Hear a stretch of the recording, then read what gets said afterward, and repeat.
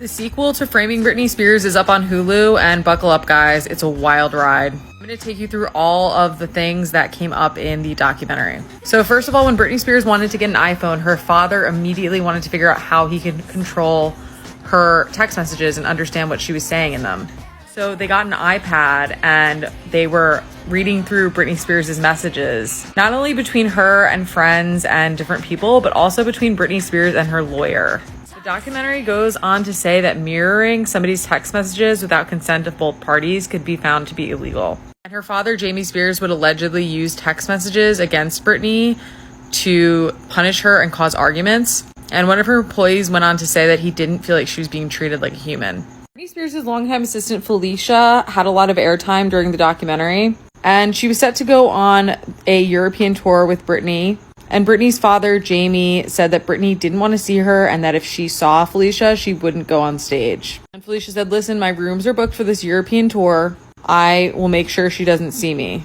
And at the end of the tour, they ran into each other in a hallway, and Britney literally leapt on Felicia and said, oh my God, Fee, where have you been?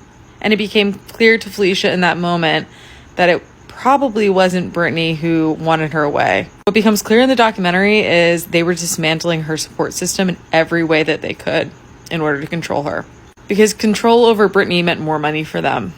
So Britney's costume designer went to talk about how Britney Spears had an allowance, and one time she was walking to her hotel room and she saw a pair of shoes that she liked and she had an allowance, and they were like, Britney doesn't have money for Skechers.